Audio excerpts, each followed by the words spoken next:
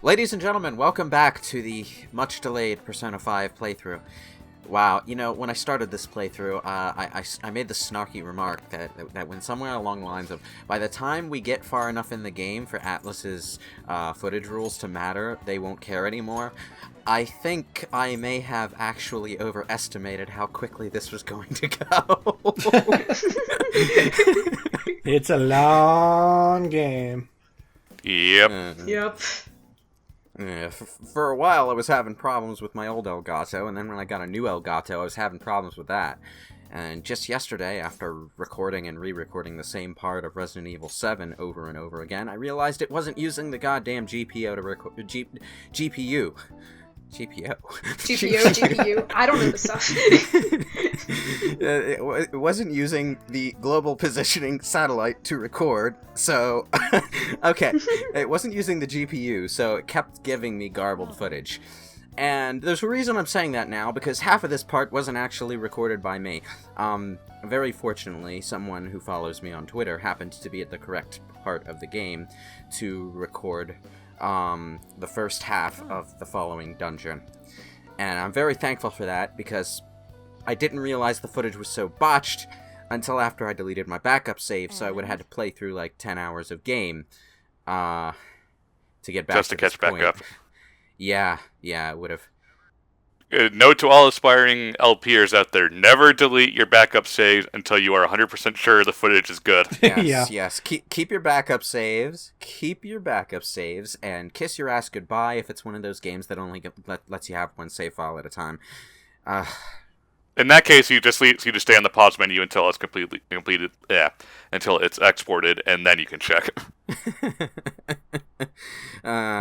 Don't feel too bad, Lewis. I also lost an Elgato pretty much around November, October. I don't even remember the last time we uploaded Part 16. How long ago was that? I think it was... We recorded that in September and uploaded it in December. So... Yeah, it's been a while. My original plan for that part was to schedule it, and then, start it going after we got more parts done, but we never did get more parts done. That was embarrassing. Okay. Anyway, this little girl has swallowed my video capture card, and it's up to Dr. Takemi to get it out. Time to use the healing touch. Shing. Yeah, I would have loved it if this just turned into Trauma Center for a random 5-minute stretch. Oh my god. While our protagonist, Ren, whatever his last name is in the anime now. Oh yeah, it's not Akira anymore. Oh, no, I'm gonna keep calling him Akira, I don't care. Yeah, they released information about the upcoming Persona 5 anime. I mean, we still don't know if we'll get an English version or a DVD we probably will. The problem is it's under Aniplex, who always price gouge everything. Well, yeah, that's the thing. For the Persona 4 anime, we got an English dub, at least for the original animation, not necessarily for Golden. I'm not sure if we got one for Golden. But the Persona 3 movies, which go across the board from excellent to awful, depending on which movie you're watching, they were released Japanese with English subtitles at a ridiculous price on Blu-ray, and that was all we got. And that was because Aniplex sucks. Yeah, and that was marketed to us. They released that particular release for us, but didn't do any dubbing work or anything, and then charged us twice the price that we would have paid for the version that they made if they had put actual work into it. It's pretty goddamn bad. Basically what Aniplex does is they charge Japanese prices for everything. Hello? Is it Netflix, Caro? Did you watch it off Netflix? Yeah, I watched it off Netflix. They only had the second one, and then I watched the first movie on some other website. Yeah, me too. Canadian Netflix. We have the second Persona 3 movie. We don't have the first, we don't have the third. That's kind of pointless. It's also a bad movie, so yes. It's not the best representation of the Persona 3 anime. It's worth it for that scene where Aiga spies on Shinji. Persona 3 as a film. There's nothing really special about it. Oh well.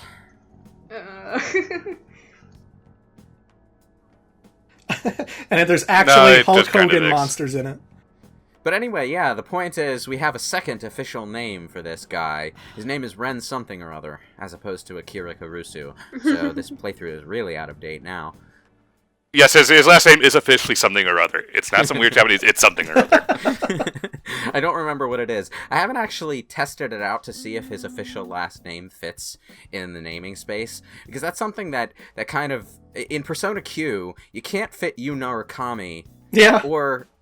Or I think even Minato Arisato. You can only fit 6 letters long. So even me, usually when I play these games, when I play any kind of Persona game, I'll put Jamie, I'll put Clement. Clement is a 7-letter name.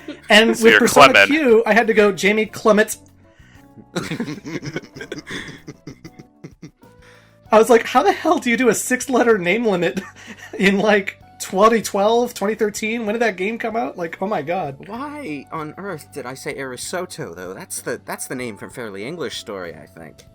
God, that fanfiction was terrible. And I still can't tell if it was terrible on purpose or was just terrible. I think his last name is, Amimiya or something like that. That sounds like it's in the general neighborhood of the sound. It's one of those Japanese names that only sounds good to the Japanese. It's one of the Japanese names you'll never see a native English speaker actually give a fictional Japanese character, because Yeah, Ryan, it's Ren Amamiya. 1, they don't know the name exists, and 2, it would sound silly to their ears if they tried to use it. So Gotcha. Amamiya. Yeah, that sounds just like a discounted ABBA song. Instead of Mamma Mia, it's Amma Mia. Persona goes again. I don't know, maybe Persona's looking to do a crossover with Super Mario Odyssey. It'd be a cool crossover. Those are some really depressing levels Mario would have to go through. You already if did they with crossed Sonic. over. Might as well. True. True indeed.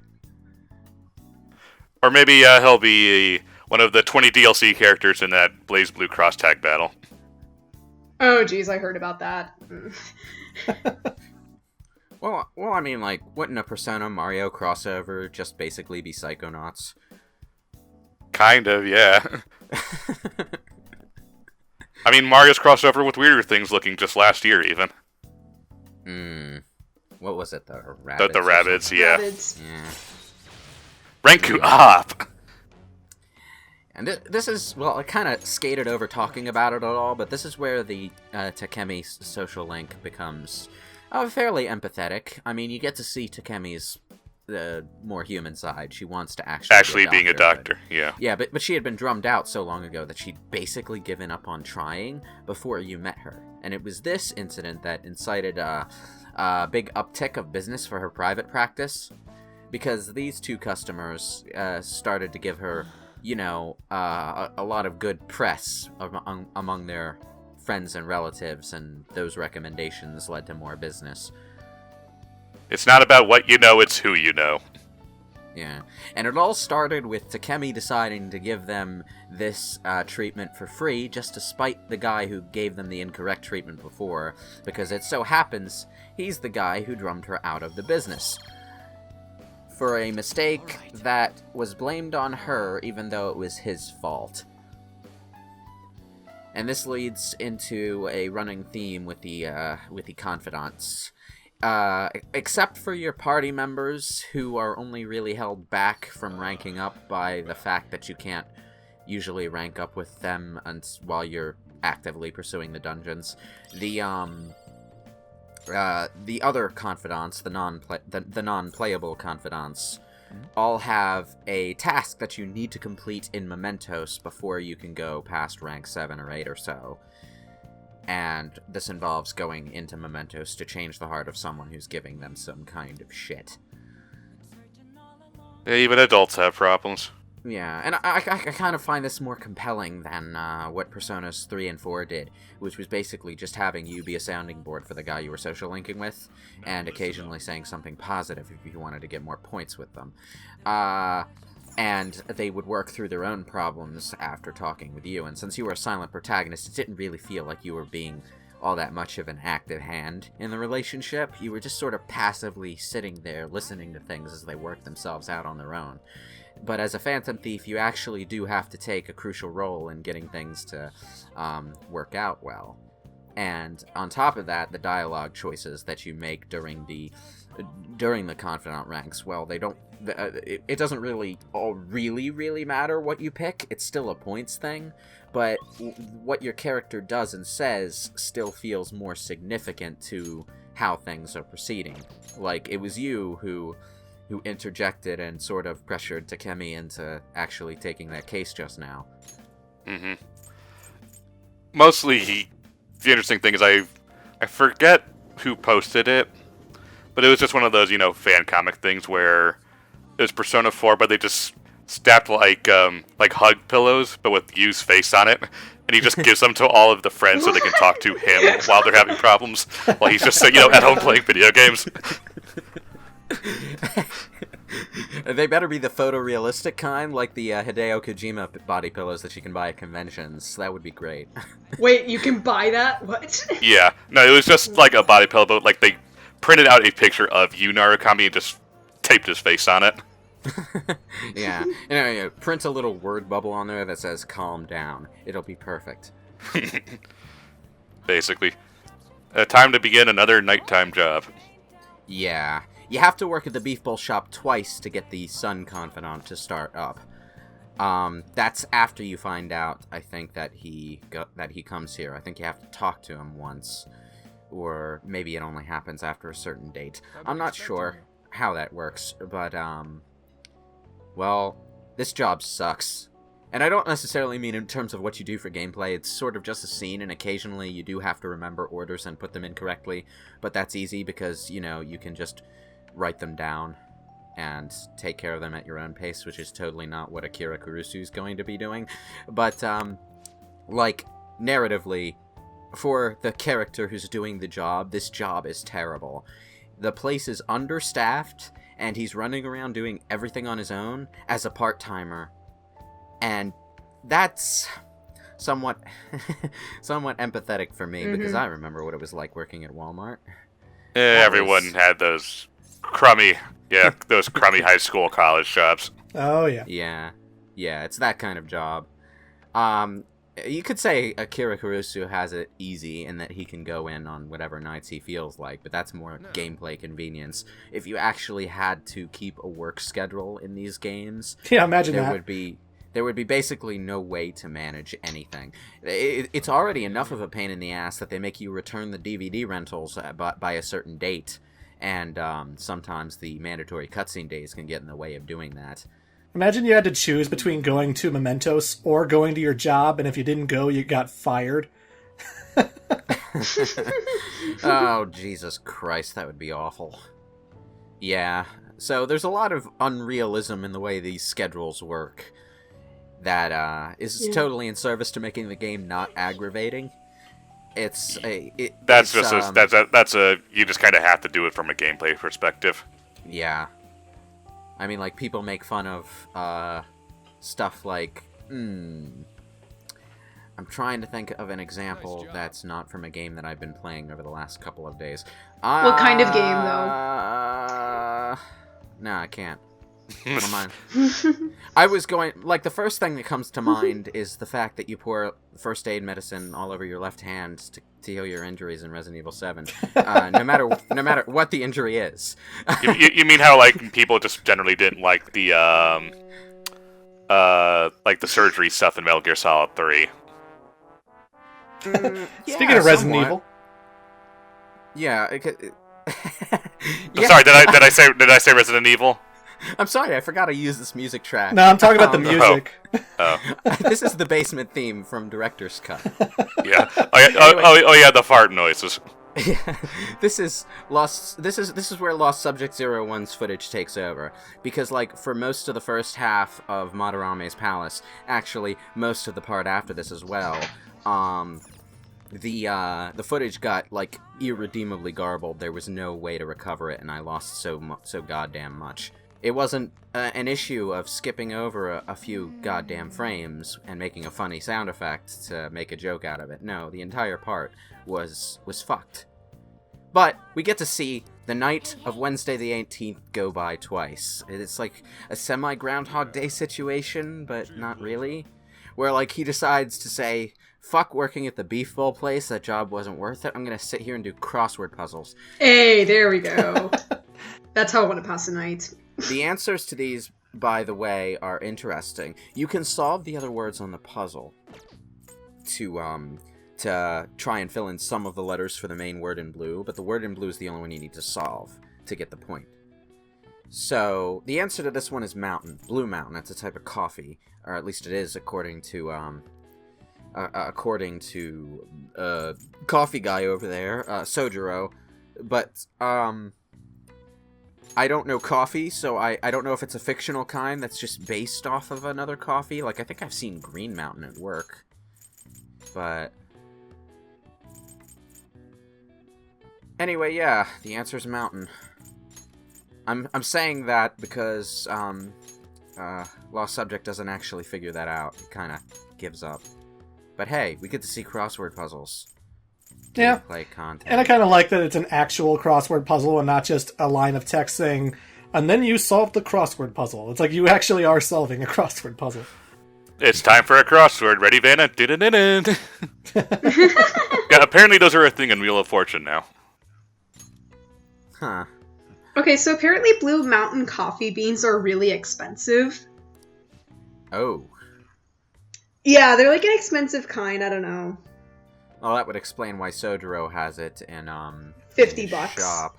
60, It's, yeah. well, Sojiro's got, like, a whole shelf full of coffee bean things over there. It's one of those times when food, or a food-ish product in a game has been rendered with such loving detail that it actually is appetizing to look at. And I say this as a guy who can't stand coffee. Coffee beans actually do look appetizing when they're arranged that way. Hi, Yusuke!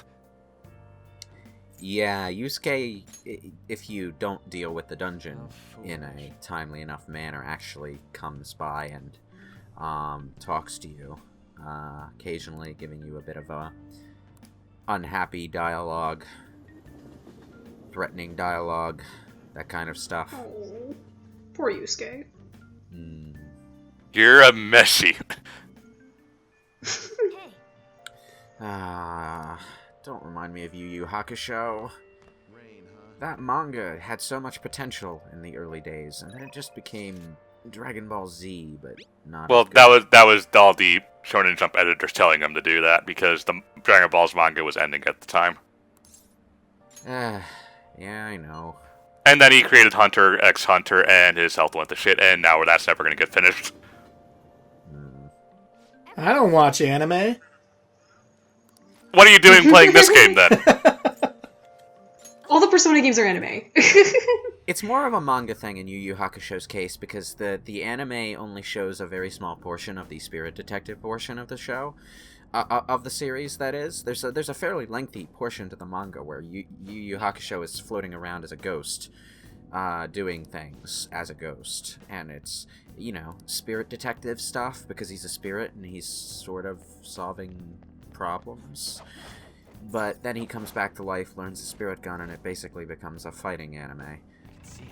Yep. Like, there's a rival character who's basically Vegeta. There's Kurama was okay. I liked Kurama.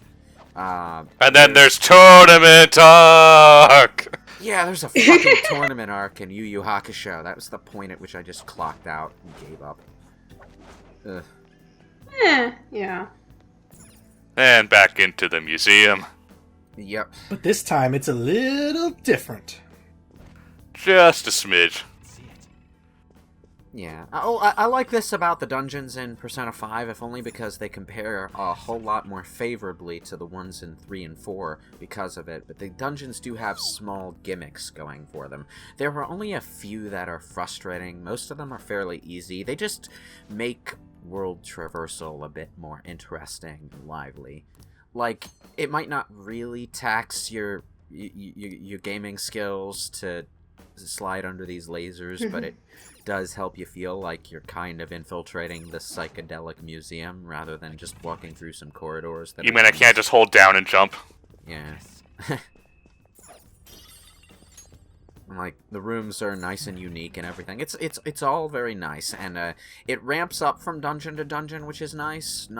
You don't really have that problem where it makes you feel a bit more involved in an easy way instead of just, you run through the hallways of the dungeon and bam, random battle.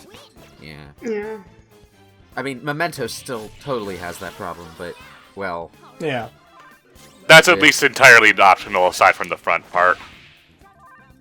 Still, you play a bunch of thieves who are breaking into places. You want to feel like a thief. You want to feel like you're sneaking around, getting the drop on people, finding valuable loot and smashing vases and stuff. And the dungeons actually, reflect that in gameplay, and it's satisfying gameplay-wise. I also like that the dungeons are also very similar to Tokyo Mirage Sessions Fire Emblem for the Wii U. They had the exact kind of dungeons where, like, each dungeon had its own gimmick. And the puzzles got harder and harder as you went through the game, but it's definitely a lot better than just copy-pasting the same kind of floors, having a random effect to it, I haven't even played Tokyo Mirage Sessions, and I really need to. I've heard a lot of things about it. I hear it's good, yeah. I've heard great things about the gameplay. The story is apparently just as ridiculous as it looks, but, like, most of the conversation around that game... Most of the conversation around that game around the time it came out were people whining about Nintendo censoring swimsuits again. So It kind of fell by the wayside because, well, that stuff is nice if you like controversy on the internet, but it's not going to sell you or not sell you on a game unless you really care about swimsuits in Nintendo games, I guess. Now that's a Wii U game that needs a Switch port. I was gonna say, with all the games coming to Switch now, I feel like Atlas should consider bringing that to Switch because it was an underrated gem, I think. I thought it was a lot better than people gave it credit for. I think it's also a difference in that it's one of those games that I think doesn't really have as much of a chance compared to others.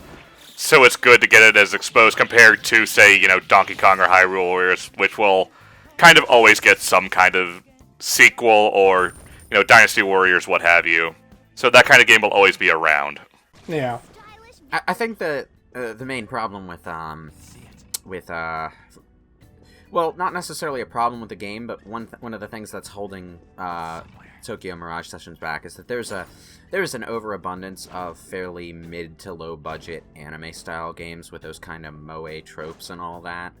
I mean, there's, like, always another fucking one. They're all over the place. Yeah. So, if you're not like Persona 5 here, where things are just really interesting all the time, it's hard to stand out from the crowd. Like, I don't remember any of the characters from Mind Zero, and that was basically, like, a really weak sauce attempt at doing old school Persona. So I was interested at first, it had that hook, but then when I got to playing it didn't. It was just another PSP/Vita game. Man. What a disappointment that game was. There's probably someone watching this right now. Watch out for the comment section. 02 and I just pissed them off. Oh well. Oh. I don't like having fans anyway. Well, I hate Star Fox Zero, so come at me. No, a lot of people have that game. A lot of people hate that game. Ted didn't. Because he's Ted. I can see both sides of Star Fox Zero, honestly. Like, I can see where it has some really good aspects, and I can see where it has some really bad ones. And as a fan of games that have really good and really bad aspects in spades all at once, I can empathize with actually liking that kind of thing. I haven't played Star Fox Zero yet, though, so I don't know what my neither have I. is. It's shit. It's not really worth it. Yeah. I feel like I should play it at some time just to get an opinion on it. I suppose there's some value in that, I guess, but if you're going to play it, like, either borrow it from a friend or, like, rent it or something. Don't get it in any way. Well, if we're at the point of Switch ports, why? It would be really, really cool if they did, like, a Star Fox Zero redo, like Star Fox Zero, like, Good Edition. I think the problem with that, though, it relies so much on the dual screen setup. I don't know how you could do that on the Switch. True. And also, I prefer if they just actually continue with the story instead of retelling 64/SNES over and over. Well, yeah, I know, but like, if it would be quicker, first of all, for them to do an improved port, and that would fill some time, so that they could spend more time making a new Star Fox game. That's assuming that they do the thing that I would do if I was running their company, which Nintendo never fucking does. So, Star Fox Adventures 2. That's what I want. What I want is the game that Star Fox Adventures was going to be before it was a Star Fox game, because that looked genuinely interesting, even if it was a bit beyond good and evil, with animal people. I would love to see, like, the behind-the-scenes stuff of, like, the N64 Resident Evil 0, you know? Yeah. I forgot that was on the N64 one. Yeah, like games that just never quite come to life in the same way that we actually got them. Yeah. Like, you could almost do, like, a whole documentary on Resident Evil 4's entire production. Productions, plural. Yeah. Well, we do have the beta to Resident Evil 2, the one that took place in a super realistic police station. Yeah. That's interesting. I totally see why they scrapped it, though. And like half the games that were going to be on the N64, it just never came to be. You mean like all those RPGs? RIP Earthbound 64. All the RPGs, like the Metroid game that never really got past like the initial stages. Nintendo Power Magazine that had coverage from E3 1998, and I'm just reading through the previews, and I'm like, oh, most of these games never came out. RIP. Sad. Back to the footage, one thing I really like, and it's a very small detail, but I like how every dungeon has its own treasure chest design. Like, I think it's just one design per dungeon, but every treasure chest has a chest that's themed to the area. Like, only the castle has the traditional treasure chest. And this museum has a Japanese flower pattern box, because Shadow Madarame is a shogun for some reason. I don't think I've noticed that. No, it's good. I like it when games do that kind of thing, and it's better than just making all the treasure chests super modern mechanical spheres like Final Fantasy XIII did. I really don't understand those things. What are they doing here? I mean, it was almost semi-believable when you were running around Final Fantasy VII and you just found random boxes all over the place, but what were those spheres? What part do they have in this world? What is their function? They're rejected GLaDOS cores. Why are there shop terminals on Pulse? Does Amazon have a mail service that goes to the planet where nobody's allowed to go because people think that they'll get contaminated? Why are there random battles in the middle of nothingness in Final Fantasy IX? You know.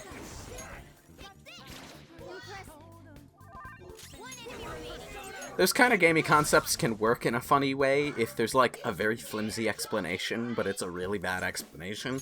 Like, Metal Gear Solid 4 had the thing where Metal Gear Mark II, the little one, is like a delivery service between you and Drebin at all times, and that's why you can instantly buy ammunition whenever you want. Like, there's no travel time. That's just the throwaway explanation for how it happens. It's like, in my mind, it's right up there with the merchant from Resi 4, just popping up all over the place.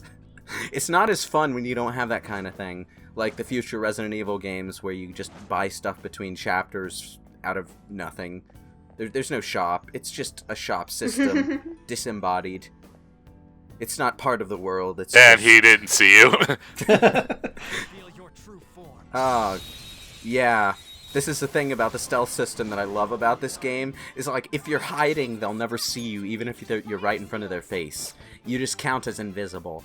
Apparently they did that because, I don't know, they just couldn't design a stealth system that involved actual positioning, so it's a jump from hiding point to hiding point thing. We make RPGs, not Metal Gear. Well, I sort of understand why they went that direction, because, you know, if you're doing genuine stealth gameplay, and I've been hiding from Jack Baker a lot this week, so I know this. You tend to stay in one place a lot, and move very, very slowly from place to place, and they wanted to keep the pace breakneck in these dungeons. So you're zipping from one hiding point to the other and trying to get into position for an ambush. It takes about maybe 10 seconds on average per enemy, and the payoff is that the battle itself ends quicker, so the amount of time you spend is paid back in spades. So it all works out to keep the game moving pretty fast. Yeah, I'm not complaining. What is in a Taden whatever that was? I have no idea what that was. I have no idea what sword this guy's using, because he's using his endgame gear, which is why everything is dying, no problem. Did you cut out all of the random battles with enemies we've already seen? I don't think I did, but I think I didn't bother because the first half of Madarame's Palace is kind of goddamn short, actually. I was surprised while playing it how quickly it was that I got to the end of it. The most time-consuming part isn't the battles, it's the part where, well, I think it's coming up fairly soonish, but there's a part where, Morgana gets stuck in a trap. And, you gotta run around trying to solve that. It's like one of those odd instances where the length of the dungeon segment doesn't really outpace the original enemies that you're running into all that much. So there's not a lot of fluff here, at least in this segment of the dungeon. I think the second half of Madarame's dungeon after you recruit Yusuke is longer. It has that identify the painting puzzle too, which can make it either the longest or the easiest part of the game, depending on whether or not you've played it before. I love those kind of puzzles where the second playthrough is just pointless, because figuring out the puzzle is the entire challenge, and once you figured it out, there's no gameplay left. That was sarcasm, by the way. Here we are. Yeah, this is the part I was talking about. You can't get into the security room, because apparently doors only open from the inside in this goddamn place. Ignore it, Morgana. You're a cat, not a magpie. I tried walking past, and it forces you to stop and look. You're just gonna ignore that golden glowing sheen? If you're gonna have mandatory moments in these games where you have to stop and check something to progress, I like it when if you try to ignore it, the game actually acknowledges that you tried to ignore it. It just, for a bit of humor. I like how Joker just does a double backflip, like, out of nowhere. He's like, oh, I'm genre savvy enough to know where this is going. I'm getting out of dodge.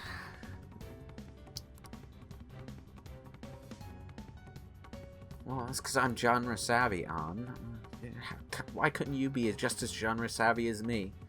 I mean, you're the cat burglar.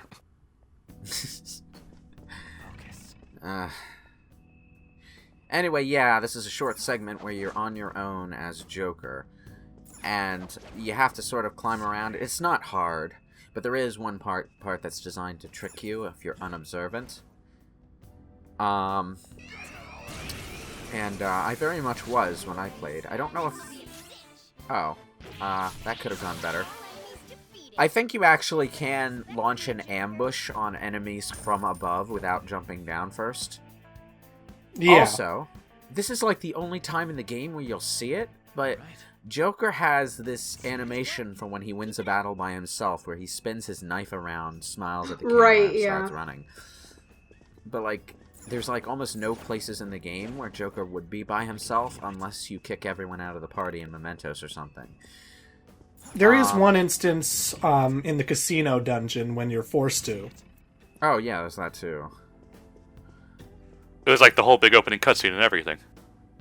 Well, yeah, but like that... I didn't even mean that. Yeah. But that, There's a switch on the wall. Press it. Who wouldn't? Yeah, but the opening cutscene portion doesn't actually show the victory animation because it's technically some kind of dramatic semi-boss battle thing. So it just sort of zooms in on his face with him looking all stoic and stuff.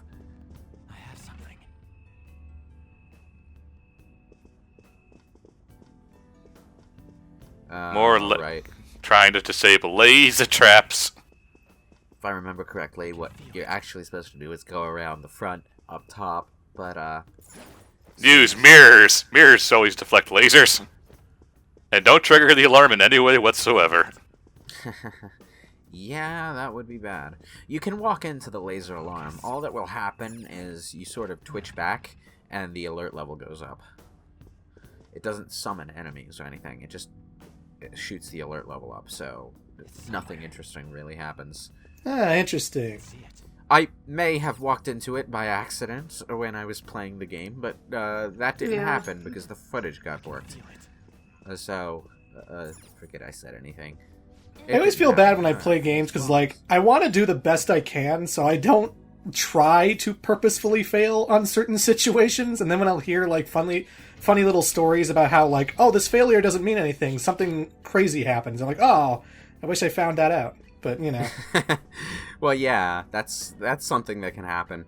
But, you know, another thing that tends to happen with gameplay recordings in particular is because you're either distracted by the recording process or you're actually verbally trying to let's play and you're trying to observe the game while talking at the same time. Things get... Well, you miss things that are supposed to be obvious and are sometimes integral to completing the game. So, like, I watched two Let's Plays of Resident Evil 7 that both missed the same videotape and died in the same place because of it. Mm-hmm. So, like, I'm trying to think back to my own blind playthrough. I'm like, was it really that easy to forget, or was it just because they were talking and only paying half attention? That kind of Let's thing. playing is harder than you think, kids. With Resident Evil 7 particularly, I remember my second playthrough, I was going like, wow, I can't believe I didn't notice all these items that I missed before. Because, I don't know, when you're playing it the first time, I guess maybe you're too worried about running into Jack Baker or a Molded or something, but... Anyway, the punchline of that is that while I was going through this section myself, I took a glance over the television that's showing my recording to make sure that the timeline was still going correctly, and I walked into I didn't stop moving when I glanced, so I walked right into a laser gate. It was very embarrassing. I pride myself on getting through these dungeons on 0 alert all the way through, and I still managed to walk face first into a fucking laser grid. Ugh. I remember I was doing my Let's Play of Mega Man Legends 2, and there's a particular moment where the pirate Glide, he like sends all the bird bots onto this island to try and find the treasure, and there's like a little health meter for the town, right? Like you have to get them off before they destroy the gates, before they get inside. And I never failed that in any of my test playthroughs. I never failed that in the recording playthrough. And then I had people in the comments saying, oh, we didn't show the special game over. I was like, special game over? So I go back to that place. I let them destroy the gates, and there's this special little cutscene where, like, the mayor freaks out and he hits the self-destruct button, and the whole fucking island goes exploding. And I was like, wow, I can't believe I missed that. That's awesome. You got a Chaos Emerald. Oh, sweet. These are the treasure demons, and they are very goddamn annoying, but they're not a completely new thing to Persona. They're just different in Chaos! how... They're different. It kind of does look like chaos. Yeah, they're different in how they're presented here from the gold hand shadows on the previous 2 games. But they're the same kind of deal. They're really durable. Typically, they only have one weakness, and if you kill them, you get a boatload of experience and money. If you manage to get them to talk to you, like you knock them down long enough to get them to talk to you, you can take them as a persona, which is a new thing. The treasure shadows were just there for money and experience before. Yeah. But if you take these things as shadows, you can't use them in battle, but you can fuse them with other personas to boost their stats and give them an experience boost, I think. And they usually have, like, almost every elemental spell you could want, you know, like wind, lightning, darkness, light. The other thing, though, about the treasure demons is that they do enter into your compendium when you get them for the first time. So you want to get each treasure demon at least once. Number 1 for compendium completion, but also because you can then buy those treasure demons again from the compendium if you want to use their fusion benefits. Yep. The good news is they still show up in Mementos if you skip through a dungeon. Like, if you go to, say you want to get Madarame's Treasure Demon again, then you go to, like, the second section of Mementos, and it should spawn. It's still going to be a rare show. Like, it's not going to show up right away, but it should still show up. Okay.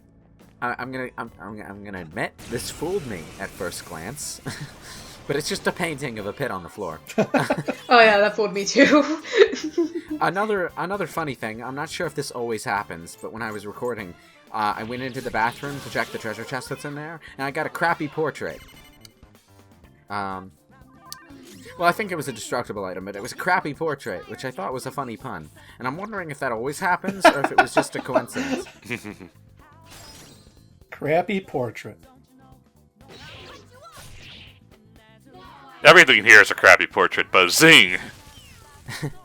Hey, you're talking about Madarame's victims. Come on. Have some class, man. I mean, it's not that I'm not sympathetic, but I can still be an art critique.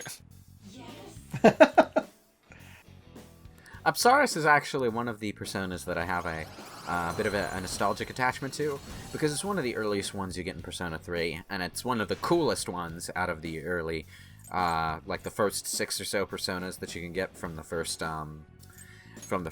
part of Tartarus. So I wind up using Apsaris a lot, and it also has the distinction of being part of one of Persona 3's really, really goddamn annoying fusion spells. One of the best ones, and one of the ones that I actually do use until the late game, Cadenza, which Orpheus has in this game if you use his DLC form. It's a 50% heal to all of your party members plus a speed buff all at once, which makes it incredibly useful for multitasking. But in the original Persona 3, you could only use it if you had Orpheus and Apsaris, both as personas at once. So things got a little cluttered if you wanted to keep that fusion spell around. The fusion spell system in Persona 3 was god-awful. I hate it.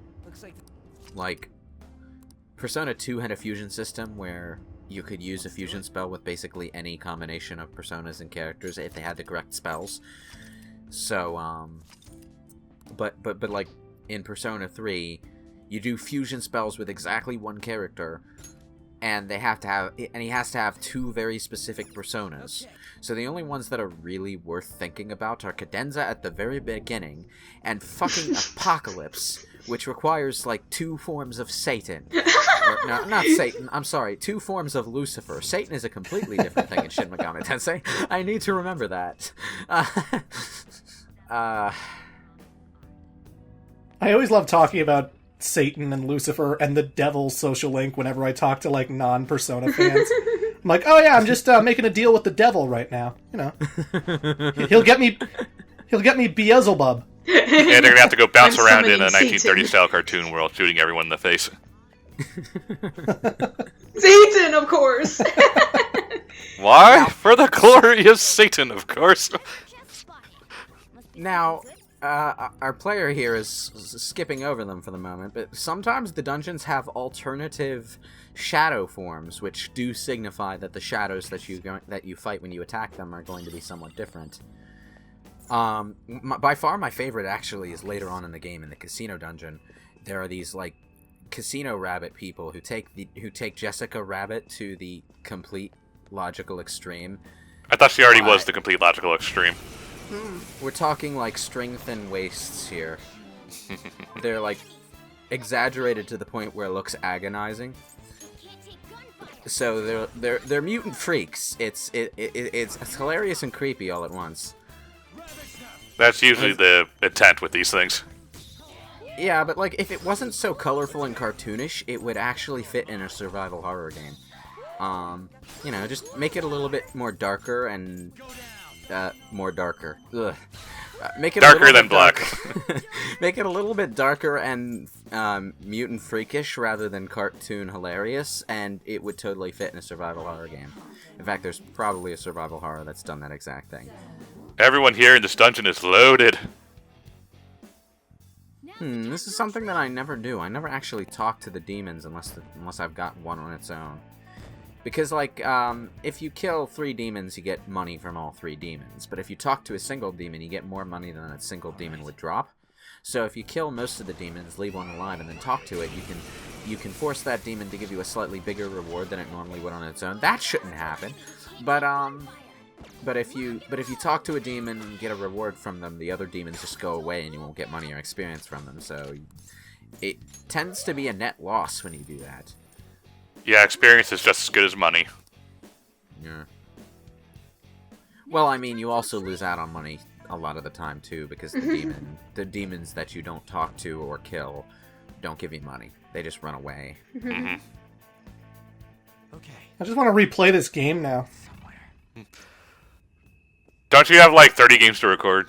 I know. The LPR's curse. It's kind of always been a thing in Shin Megami Tensei, at least the 3D ones, where the models are actually... Well, I think probably in the 2D ones too, but when you talk to a demon, the other demons in the battle just sort of forget you exist and wander off. I don't know. It's kind of silly.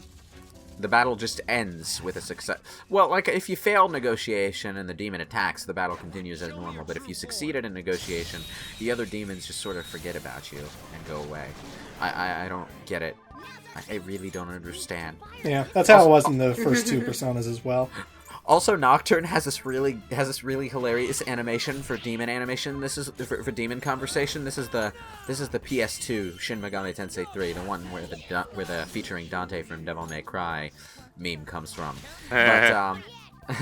But when a demon talks to you, like when they initiate a conversation with you, they just slide up to you really quickly and talk. It's great. They just sort of zip up to you. Like, there's no animation for them moving. They are just there. It's great. He's an old man, for God's sake. I think you sort of do the same thing when you talk to them, but the camera angle isn't quite as obvious about it, so it's not as funny. But, I've always loved that. That was so easy, I'm yawning. Well, it helps that we're in New Game Plus. This is the last room of the first half of the dungeon, by the way. Yep. You can tell by the part length. Yeah, well, it's the last room of the first part of the dungeon, and it's memorable because it's kind of sort of a puzzle. I think what the designers intend you to do is sneak around, hit the switch, and then vamoose. But, like, it's an RPG. You're gonna fight fucking everything. So, you just go around killing these enemies. But the weird thing about the enemy spawning thing, and this is why I said it shouldn't have happened when he got caught by that police shadow before, right after a battle. Most of the time, when you defeat an enemy, enemies that are nearby on the field map will disappear until you moved a certain distance away. This is to prevent you from getting caught by a shadow immediately after the end of a battle before you have the chance to get your bearings again. So, when you destroy the second shadow in this room, it tends to make the third shadow disappear. And there's not really enough space in this room to get far enough away for that third shadow to respawn. So, it tends to just not come back. A switch? Press it. Who wouldn't? But we kind of need to test the buttons.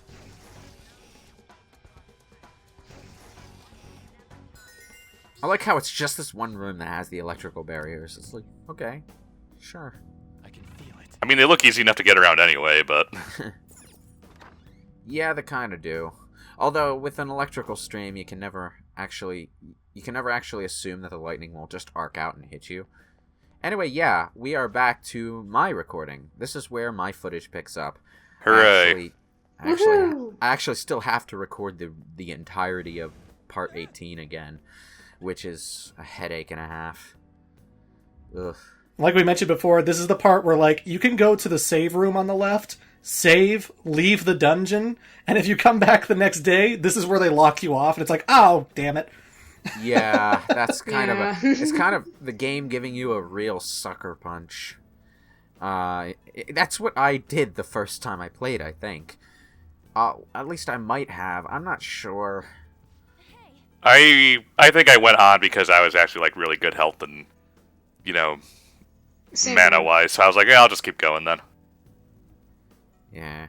I think they designed the first half of the dungeon to be relatively short and not that strenuous to prevent you from doing that. Because, like, there aren't that many fights on the way through.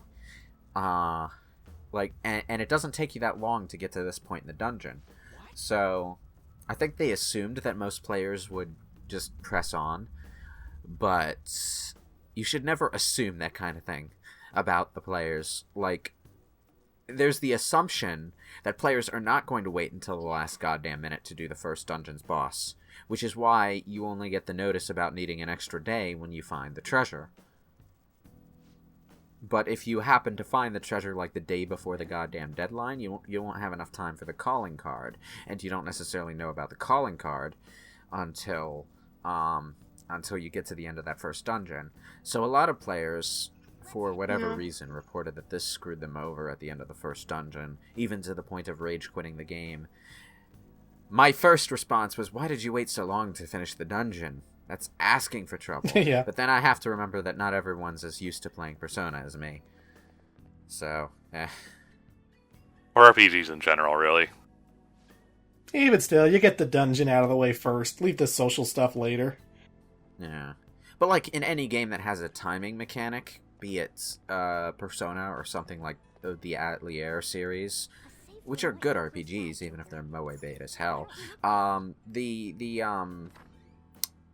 like my default state of mind is to deal with anything that's time sensitive before anything else, and then faff around and do my grinding and everything. And indeed, even the Atelier series generally is built for that. Like, you finish the main game, which is time sensitive, and then you faff around with your item making for another 200 hours or however long Sophie holds your goddamn attention.